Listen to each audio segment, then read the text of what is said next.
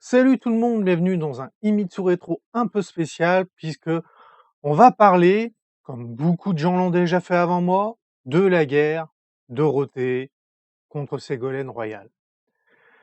En réalité, voilà ce qui s'est passé. En 2017, on a fêté les 30 ans du Club Dorothée, puisque le Club Dorothée est né en 1987. Donc, depuis 2017, nombre d'émissions de télé, nombre de youtubeurs, nombre d'articles de journaux ont relaté cette guerre entre la soi-disant bonne morale et les dessins animés japonais plébiscités par le Club Dorothée. Le problème, c'est que quand vous êtes un peu taré comme moi et que vous matez toutes les émissions et que vous lisez tous les articles en l'espace de 1 ou 2 semaines, vous vous apercevez que, bah, il y a certaines choses qui se contredisent. Donc forcément, on commence un peu plus à gratter les choses. Et on découvre que, en réalité, comme d'habitude, l'histoire est écrite par les vainqueurs et que du coup, beaucoup de choses ont été déformées.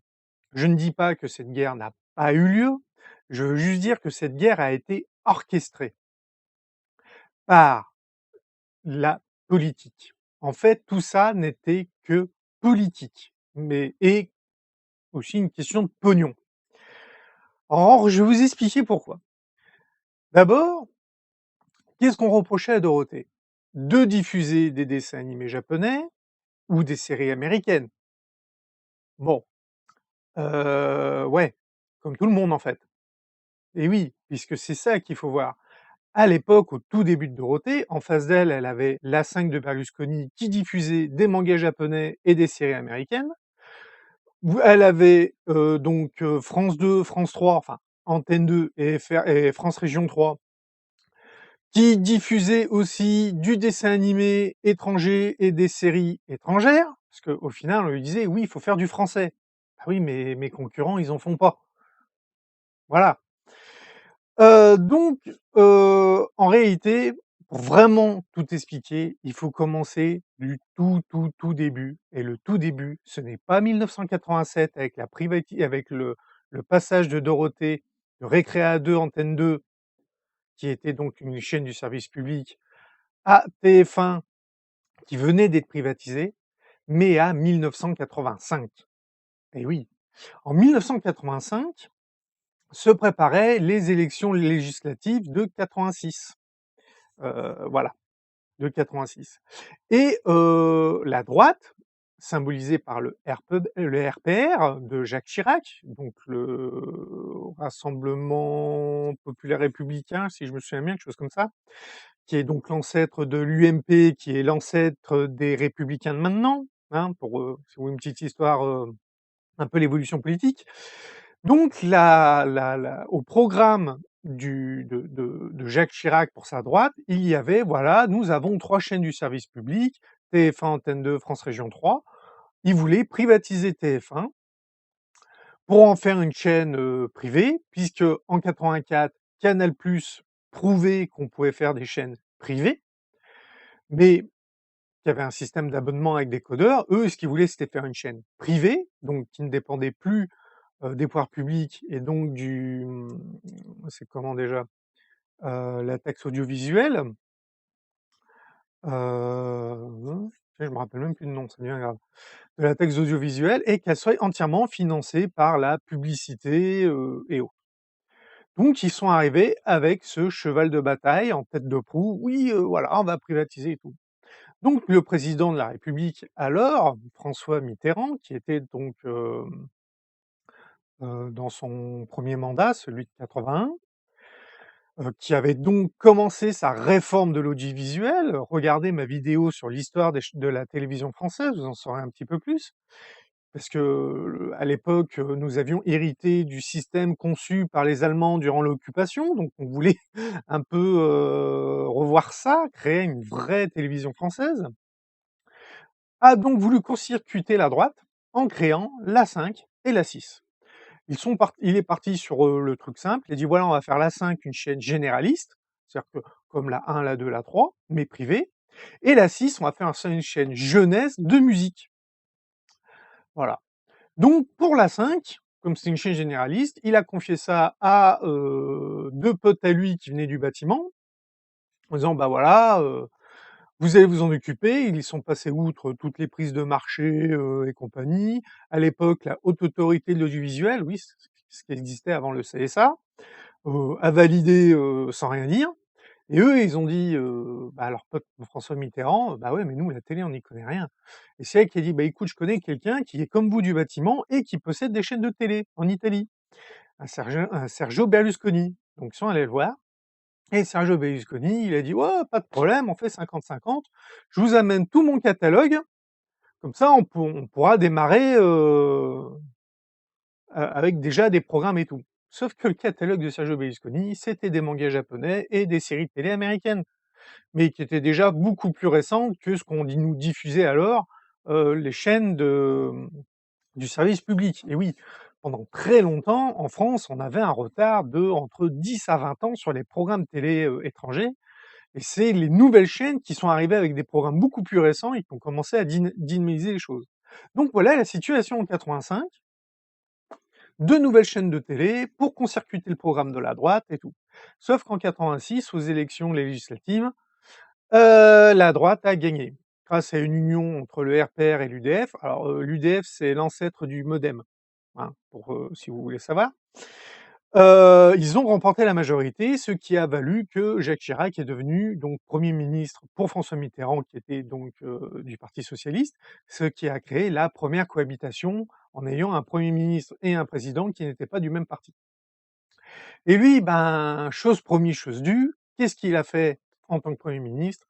Il a fait ce qu'il avait dit, il a privatisé TF1 en 87, parce qu'il fallait le temps de tout mettre ça en place. Donc il a fait ça en 87, et ceux qui ont gagné donc la privatisation, parce qu'il y a eu un appel de marché, un appel d'offres quand même, ça a été donc, Bouygues de l'immobilier, projet soutenu par Bernard Tapie, qui était, le mec qui avait les mains en or, que dès qu'il touchait une boîte, donc voilà. On arrive là, 87, ils remportent la privatisation, ils arrivent dans les bureaux et les placards sont vides. Les présentateurs vedettes se sont tirés sur la 5, payés rubis sur l'ongle par, Berlusconi. Le France Télévisions, bah, OK, on vous vend la chaîne, mais les programmes, ils nous appartiennent. Donc ils ont tout pris. Les cartons étaient vides. Alors ils se sont dit: «Bah, qu'à cela tienne, on va en faire autant». Qu'est-ce qui a le plus de parts de marché? Et bah, ce qui avait le plus de parts de marché, c'était Récréa 2 avec Dorothée. Alors ils sont allés voir Dorothée, toute l'équipe, donc Corbier, Patrick, Jackie, Ariane, mais aussi, Cabu et 2, il y avait deux jeunes filles aussi, et ils leur ont proposé de venir créer une nouvelle émission jeunesse sur TF1, et compagnie. Et à l'époque, Dorothée était déjà produite par AB Productions et Jean-Luc Azoulay et le deuxième nom, je me rappelle plus. Surtout parce que le deuxième finira par partir et il restera principalement Jean-Luc Azoulay. Donc ils acceptent, le petit groupe qui va créer donc le club Dorothée, et il leur fallait un directeur ou une directrice des programmes jeunesse, donc qui devait demander à la directrice des programmes jeunesse de France Télévisions de venir aussi. Cette directrice des programmes jeunesse est très importante, puisque c'est elle qui a lancé Dorothée au début des années 70. Et oui, ouais, je vous parle d'une émission de 87, mais Dorothée, elle était à la télé depuis le début des années 70. Elle avait repéré Dorothée, dans une pièce de théâtre scolaire, où elle avait été, très surprise par sa capacité d'improvisation. Et oui, la pauvre, elle a réussi à tenir la pièce de théâtre pendant que le décor prenait feu. Donc elle s'est dit: «Putain, elle est capable d'improviser et tout, c'est bien, avec une fille pareille dans une émission en direct, s'il se passait quelque chose», parce que les problèmes techniques à l'époque étaient courants, donc il fallait quelqu'un capable de s'adapter. Et donc elle l'avait, débauchée, et de 70 bah, jusqu'à en fait, elle a fait pratiquement que des programmes jeunesse, Dorothée. De toute sa carrière, elle a fait, de sa carrière télé, elle a pratiquement fait que des programmes jeunesse. À part, elle a présenté un jeu de télé pendant 1 an qui a pas marché. En plus, même elle dit que bon, que ça lui a pas plu des masses, qu'elle avait du mal, mais elle a principalement participé à pratiquement toutes les émissions jeunesse, qu'on a connues à l'époque. Donc, apprenant que Dorothée et son équipe se barraient sur TF1 et qu'on lui avait rien demandé, encore à ce moment-là, elle l'a mal pris, donc elle a envoyé bouler TF1 et elle s'est braquée contre Dorothée. Pourquoi c'est très important? Eh ben, c'est parce que son fils a cette directrice des programmes, n'est autre que Antoine Decaune, qui à l'époque était allé sur Canal+ et qui, dans son émission Nulle part ailleurs, dans Canal+, a donc commencé à régulièrement critiquer le Club Dorothée. En fait, ce début de guerre est d'abord politique et une vengeance personnelle. Il faut savoir qu'Antoine Decaune a beaucoup travaillé avec Dorothée puisqu'il présentait les nouvelles technologies et les jeux vidéo dans Récréa 2 avec Dorothée. C'est voilà. D'ailleurs, vous pouvez même trouver sur YouTube une émission où vous avez Bernard Minet et Rémi, 2 des musclés, où à un moment on leur pose la question de leur guerre personnelle contre Antoine Decaune, parce que les musclés ont fait une chanson qui était contre Antoine Decaune. En fait, cette chanson avait été écrite par Jean-Luc Azoulay qui, en gros, c'était plus la vengeance de Jean-Luc Azoulay que des musclés, parce qu'en fait, les musclés, ils en avaient un peu rien. C'était pas trop vraiment leur problème. Et qui racontait qu'un jour, suite à un décès d'une connaissance commune, ils se sont retrouvés dans la même bagnole et que ça s'est bien passé, que tout ça, en gros, se faire la guerre faisait partie du boulot, en fait. En fait, ça revenait à ça. Cette guerre, c'était un boulot. C'était un moyen de créer de l'audimat. Donc ça, c'est ce qui justifie la guerre principalement entre Canal+ et Dorothée, qui venait donc qui est une guerre personnelle. Ensuite, pourquoi j'ai parlé de la partie politique? Je reviens dessus. Quand Bouygues, soutenu par Papy, a acquis la prévitation de TF1, ils ont promis de faire de la production made in France. Or, très rapidement, donc parce que ce qui se passait, c'est que tout de suite Dorothée, elle a cartonné. Elle faisait du 50-60 de part de marché. Donc les chaînes, du service public ont vu une énorme baisse de revenus sur leur publicité, parce qu'ils avaient quand même de la pub aussi, et ils apprécient pas trop qu'en réalité, bah, ils ont laissé échapper la poule aux odeurs et qu'elle est en train de les pourrir. Donc le ministre de la Culture, à ce moment-là, qui était donc de droite, puisque c'était un gouvernement, Chirac, qui était donc François Léotard, avait commencé à critiquer le fait que, le Club Dorothée diffusait principalement des dessins animés japonais. Et là-dessus, voilà, c'est lui qui a commencé en premier. C'est-à-dire, c'est même pas Ségolène Royal qui a commencé en premier. En premier, c'était François Léotard. Et puis, on arrive en 88, heu, le président de la République, François Mitterrand, qui en avait un peu ras-le-bol de Chirac, dissout l'Assemblée, nouvelle élection législative, donc c'est là que c'est la gauche qui gagne puisqu'à 88, c'est Rocard qui est Premier ministre, et on a donc Ségolène Royal qui devient députée. En tant que femme à l'Assemblée, quand vous pensez qu'aujourd'hui, en 2020, elles sont quand même beaucoup plus nombreuses, elles ont encore du mal à se faire entendre, et que si encore ça va mieux que par rapport, au gouvernement d'avant où il y avait eu tout un tas de problèmes. Enfin, quand je dis gouvernement, je voulais dire sous Hollande. Donc en tant que jeune députée, de gauche, bah, fallait qu'elle trouve un cheval de bataille, et en tant que femme, et ben, en gros, tu un peu cataloguée avec l'étiquette, famille, enfant, et compagnie. Donc elle a sauté sur le truc, en tant que femme et mère de famille, de dire, «Oui, oui, effectivement, à la télévision, il y a peu de programmes français, c'est des trucs étrangers», choses comme ça, et elle a écrit un livre en 89 qui s'appelle «Les bébés zappeurs», et c'est là qu'on voit encore une fois de plus que les journalistes ont fait énormément de raccourcis. En réalité, c'est pas qu'ils ont fait beaucoup de raccourcis, c'est qu'à l'époque, les journaux, c'était Le Figaro, Le Libération, c'était beaucoup les journaux papier qui prédominaient. Oui, parce qu'on n'avait pas internet à l'époque, ça existait pas, hein, on avait le Minitel. et la plupart de ces journaux étaient affiliés politiquement. Voilà, et donc du coup, ils ont sauté sur l'occasion et ont déformé énormément de choses. C'est-à-dire que quand ils ont vu qu'un député de gauche venait critiquer ce que faisait le TF1 créé par la droite, et que derrière vous aviez Canal+ qui ciblait une émission en particulier, ils se sont donc jetés dessus. Et le problème, c'est qu'en fait, ce livre, Les Bébés zappeurs, quand vous le lisez, alors, je l'ai pas lu directement, mais vous trouverez sur YouTube un youtubeur qui en a fait la lecture et un résumé global.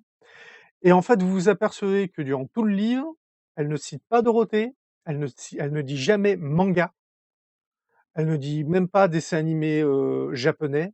Ce qu'elle reproche, elle reproche, mais en le ju en avec une contre-justification, parce que comme elle dit: «C'est dommage que les chaînes de télé», parce qu'elle ciblait pas que TF1, c'était les chaînes de télé en général, «diffusent des dessins animés d'origine étrangère, principalement américaine ou japonaise, ou des séries de télé américaines. Mais je comprends», alors là, je vais utiliser mes mots parce que j'ai pas la phrase exacte, mais pour faire simple, une minute la production de 1 minute de dessin animé en France, c'était le prix de un épisode au Japon. Vous voyez quand même le truc. Donc elle était consciente que pour des raisons financières, bah, c'était plus simple d'acheter des dessins animés tout faits, tout prêts, qui avaient déjà été diffusés, dans leur pays d'origine, que, de fabriquer des dessins animés en France, qui coûtaient très cher. Donc c'est là qu'en 89, cette guerre va redoubler parce qu'on va dire: «Oui, TF1», parce que on disait au début, c'était: «Oui, TF1», parce que TF1, vous avez acheté la chaîne, vous aviez promis lors de l'achat de faire de la production française, vous en faites pas. Après ça a été: «Oui, Dorothée, tu passes, heu des séries américaines», donc par exemple, Parker Lewis, vous passez, des dessins animés japonais, bref, vous faites rien de français. Donc ça a commencé à faire la guéguerre. Alors à l'époque, faire un dessin animé en France, c'était très cher et très long. Prenez à l'heure actuelle, c'est terminé le Kickstarter pour financer la saison 4 de Wakfu, on nous promet pas la série pour l'année prochaine. La série, elle est prévue pour quelque chose comme 2024. On nous annonce 4 ans de production pour la faire en France. Ankama fait en France. 4 ans de production pour faire 13 épisodes, plus, 2 OAV. Bon, 15 épisodes. 15 épisodes, 4 ans. 15 épisodes au Japon, ça prend 6 mois. C'est Voilà, il y a et pour moins cher. C'est-à-dire vous leur donnez le même budget, vous allez avoir un truc, donc c'est là qu'il y a un peu le mot qui blesse, c'est que d'un côté, elle reconnaît que financièrement et pour une question de temps, effectivement, c'était plus simple de prendre à l'étranger que de faire en France, mais qu'elle regrettait qu'on fasse pas en France. Alors, bien sûr, ça a changé. On prenait en termes de dessin animé, en 1990, Les Jumeaux du bout du monde, production française, avec en auteur Jean Chalopin, c'est-à-dire que ce n'est pas la DIC de Jean Chalopin qui a fait le dessin animé, c'est ABC, puis il y a 2 autres, maisons de production, qui sont américaines, mais l'auteur était Jean Chalopin. On est en 90. Non, Les Joues du monde, c'est 91. C'est Sophie et Virginie qui est en 90. Pareil, auteur Jean Chalopin, fait par ABC, la société de prod ABC et donc financé par AB Productions. C'est-à-dire qu'on arrivait, en 2 ans, boum, 2 dessins animés français. La société ABC va faire des programmes pour la France jusqu'en à peu près jusqu'en 94. Vous avez en 89 Salut les musclés, décembre 89. Bon, ben voilà, ça veut dire à peu près 1 an et demi après, que les élections législatives et que cette guerre où on reprochait, les programmes, AB Productions arrive, fait un sitcom français, en plus fait le premier sitcom français. Il faut savoir que AB Productions, au bout des 10 ans, arrivé en 97, ils avaient leur propre studio de production. Il y avait plus de 1000 personnes qui travaillaient. Toutes les séries étaient produites en simultané. Ils tournaient, 1 à 2 épisodes par jour. C'était une machine à production sans précédent et surtout, c'est que personne d'autre n'arrivait à faire ça en France. Donc forcément, ça a fait des jaloux. Et c'est là qu'on passe à une autre partie de cette fameuse guerre, le pognon. Parce que voilà, TF1, quand AB a commencé à développer ses programmes français et tout, ah, ils étaient contents parce que du coup, on pouvait plus leur reprocher de pas faire de programme français. Et puis puisqu'ils ont prouvé que ça marchait, mais ils en ont fait eux aussi. Il y a eu Navarro, il y a eu Julie Lescaut et compagnie, ils ont fait leur programme aussi de leur côté. Sauf que bah, le Club Dorothée, c'était 20 heures de diffusion par semaine et qui prenait la plupart des parts de marché. Alors pour eux, c'est bien, parce que les parts de marché, ça fait qu'ils gagnent énormément de pognon. Sauf que ce pognon, ben, ils doivent le donner beaucoup à AB. Bah oui, ils font pas ça gratuitement. Chaque série, chaque dessin animé qu'ils ont produit et diffusé sur TF1, ils ont vendu le programme à TF1. Donc très cher.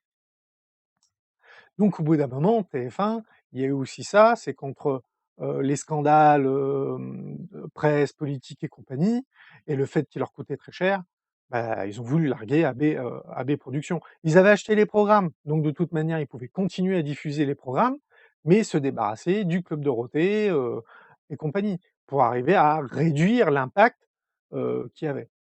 Alors ça, c'est ce qui fait pareil quand on dit qu'en 97, Dorothée s'est fait virer comme une malpropre, c'est pareil. Oui, ils se sont mal comportés quand ils l'ont fait partir, là-dessus je suis d'accord, mais ils ne l'ont pas virée. Elle était en fin de contrat. C'est ça qu'il faut comprendre. Elle avait un contrat de 10 ans. En 87, elle a signé pour un contrat de 10 ans. Donc en tant qu'animatrice d'une émission, au bout des 10 ans, elle arrive au bout du contrat, ils lui ont pas renouvelé et salut, au revoir. Par contre, le fait que tout le monde était au courant sauf elle, ça c'est dégueulasse. Par contre, en tant que directrice des programmes, là, je pense que là, oui, ils l'ont virée comme une malpropre parce que, quand en 97, Club Dorothée c'est fini, elle était même plus directrice des programmes. Ça a été, hop, tu dégages tout. Donc voilà. Ensuite, est-ce qu'il y a eu une chasse à la sorcière contre Dorothée? Oui, mais pour une autre raison. En France, alors un peu moins maintenant, parce on a eu, d'autres cas, mais, dans la France des années 80 et 90, on n'aimait pas que quelqu'un fasse plusieurs choses et surtout qu'il excelle dans ces plusieurs choses. C'est-à-dire que tu es animatrice télé, tu es animatrice télé. Tu n'es pas chanteuse, tu n'es pas mannequin, tu n'es pas directrice, de magazine, tu n'es pas, actrice de cinéma, tu n'es pas, comédienne de série télé, tu n'es pas, comédienne de doublage et j'en passe et combien. Et alors c'est ce problème, c'est que c'est ce que faisait Dorothée. Dorothée était chanteuse, depuis Récréa 2, sous l'impulsion de Jean-Luc Azoulay. Il faut savoir que toutes les petites chansons, les petites cantines, de notre enfance, il y en a genre plus de 1000, que surtout nos parents et grands-parents connaissent bien, ont failli disparaître, mais ont été sauvées par Dorothée, qui les a toutes réinterprétées, elle les a toutes chantées, ça a été enregistré et c'est conservé, hem, enfin il y a un truc d'archivage, de conservation pour, en tant que culture, française. Donc voilà. Mais bon, qu'elle fasse ça, c'était pas grave. On disait: «Oh bah c'est bien, c'est bon pour le truc», avec sa voix là qui parle du nez et tout. Sauf que voilà, en tant que chanteuse, quand elle a vraiment commencé à chanter au Club Dorothée, qu'elle a commencé à faire des tournées, elle a rempli tous les zéniths et tous les Olympias de France. Elle détient toujours le record du nombre de elle faisait Bercy à l'époque. Alors Bercy, si ça vous dit rien, c'est le, Accor Arena, parce qu'il a changé de nom, mais avant ça s'appelait Bercy. C'était la plus grosse salle en France. C'était quand tu faisais Bercy, c'est que tu étais une superstar. Elle a fait des tournées dans le monde. Bon, qu'elle fasse des tournées au Japon avec tous les programmes japonais qu'elle achetait, on va dire pourquoi pas, mais elle a fait une tournée en Chine.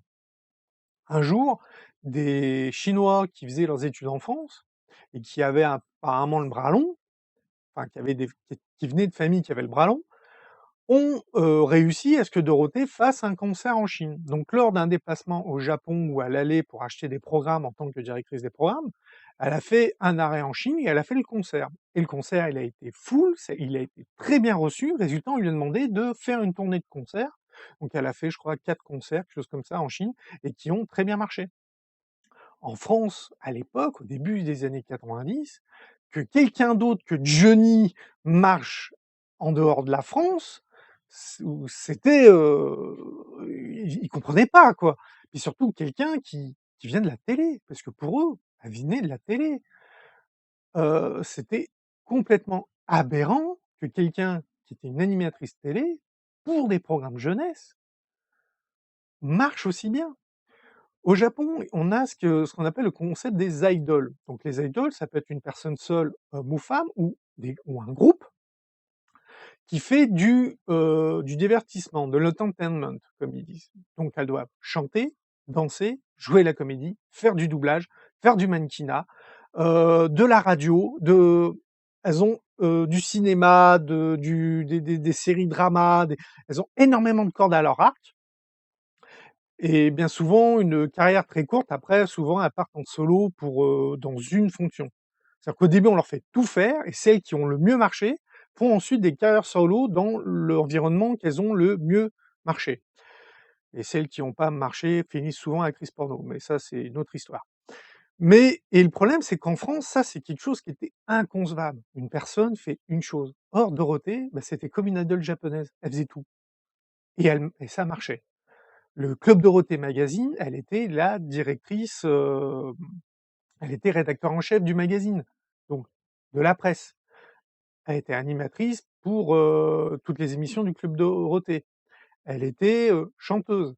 Dans le Club Dorothée Magazine, il y avait des photos, des machins, donc il y a une part de mannequinat.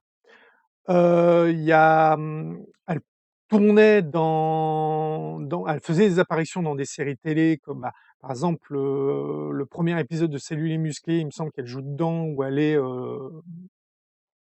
le docteur qu'ils appellent. Elle a joué dans des séries japonaises, comme par exemple Bioman 3 dans les 2 derniers épisodes, mais elle en a fait d'autres, parce que je crois qu'il y en a qui ont pas été diffusés en France.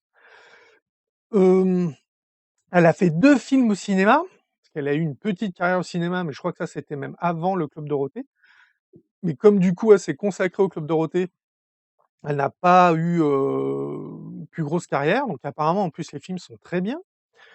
Bon voilà, elle a fait énormément de choses et ça, en France, ça passait pas. Donc elle a été énormément critiquée par l'ensemble des professions qui ont envie de lui dire, «Oh la gonzesse là, la blondasse, tu restes à ta place là, tu t'occupes des gamins et tu fermes ta gueule».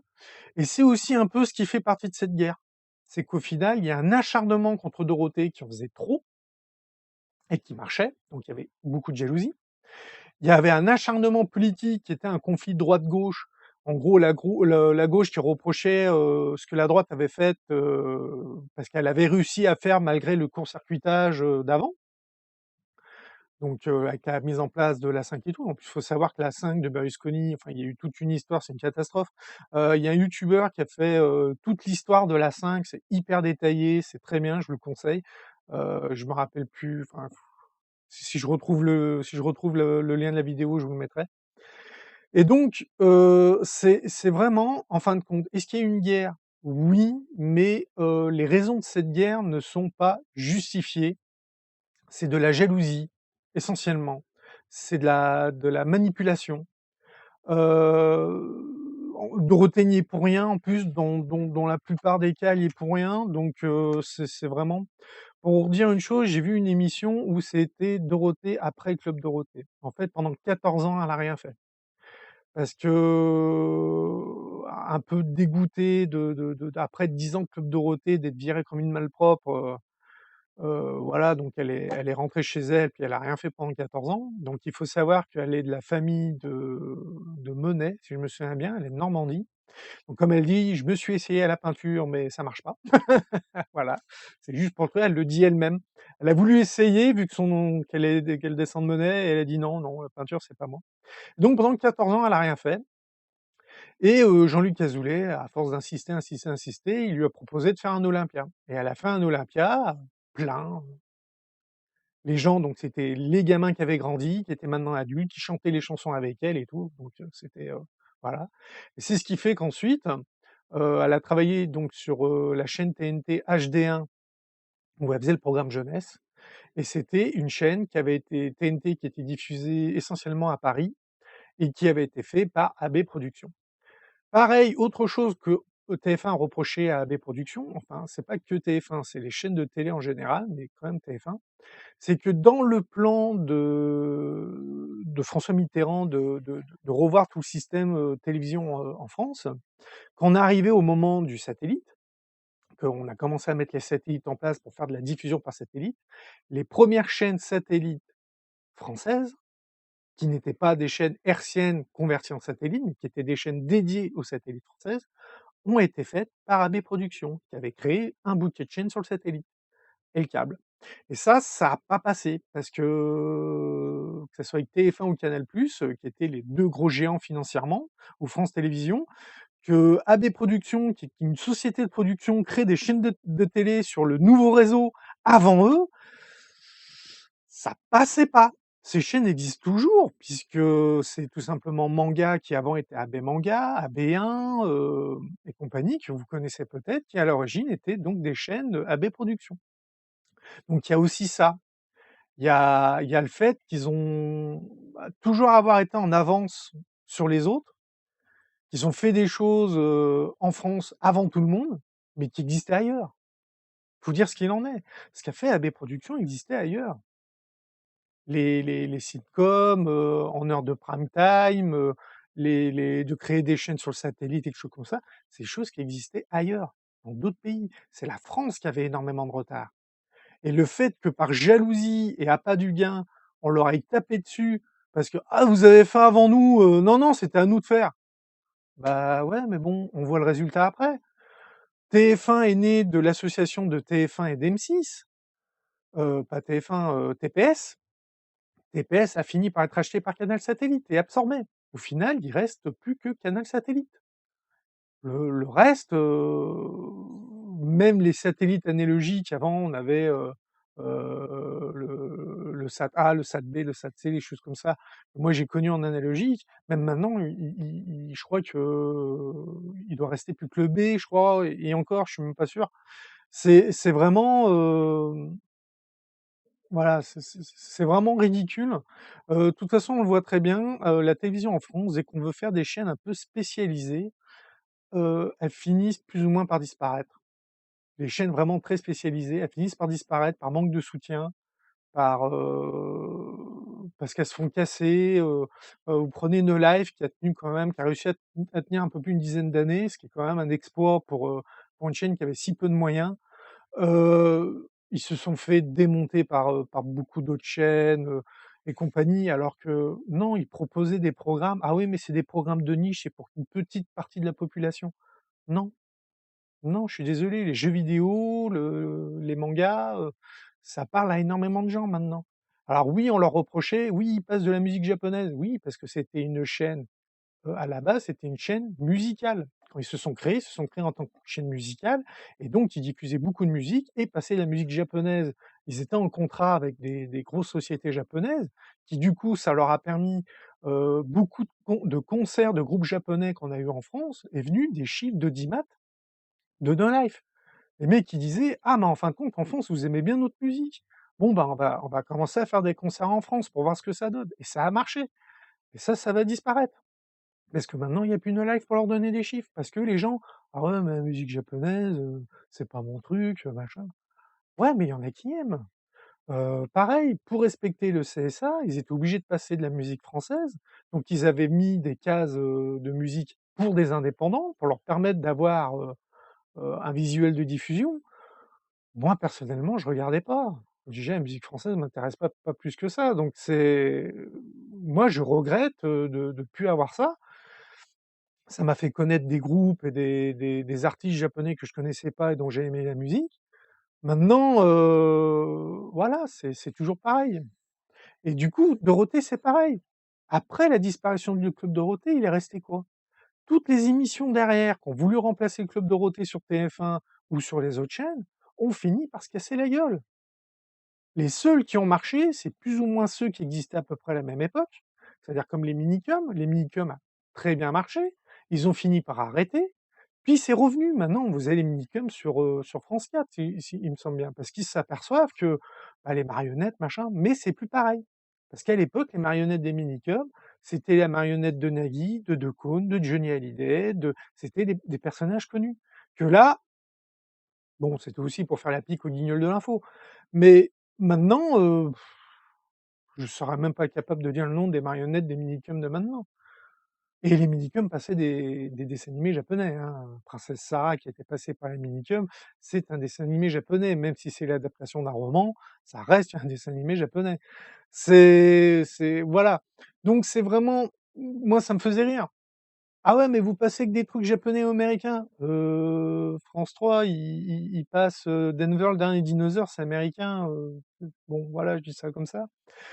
Pareil, quand on leur a dit: «Mais oui, mais les trucs français, on a les séries Il était une fois».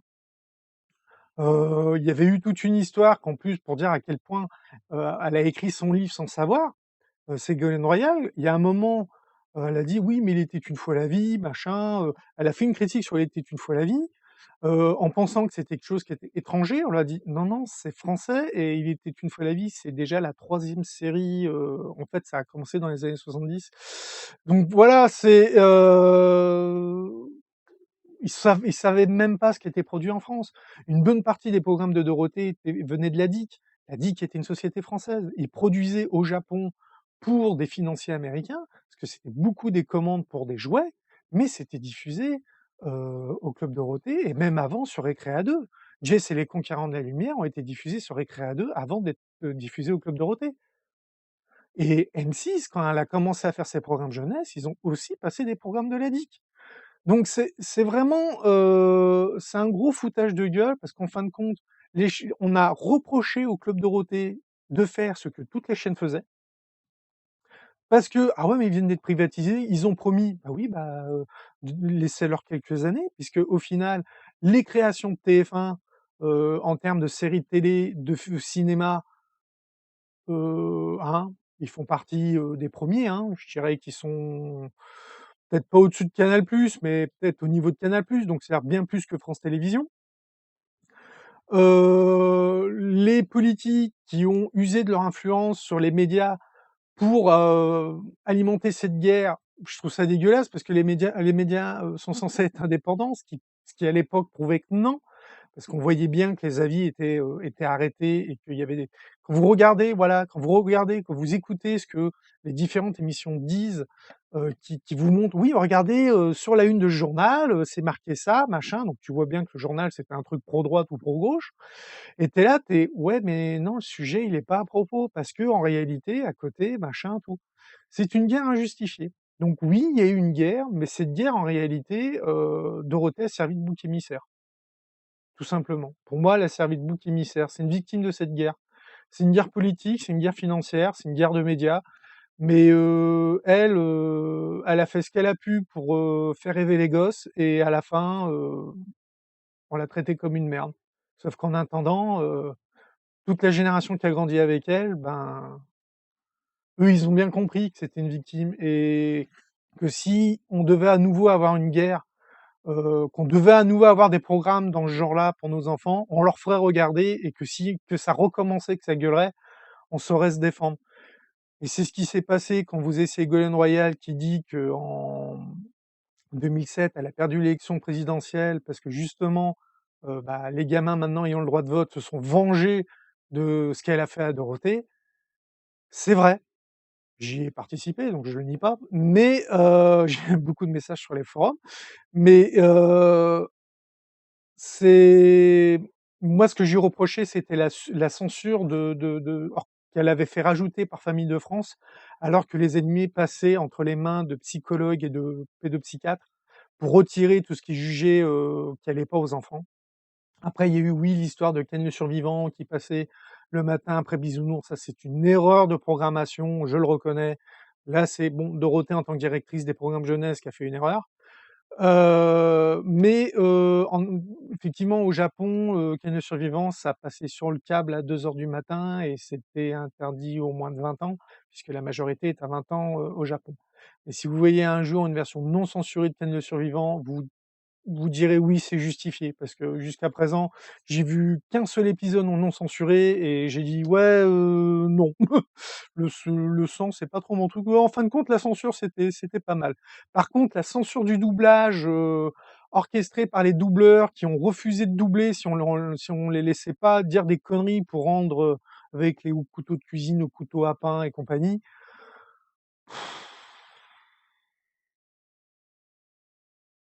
C'est ce qui fait que je préfère la version sous-titrée, comme ça les mecs, ils ont rien à dire. Ça rendait l'anime ridicule, ils ont fait pareil avec Nicky Larson.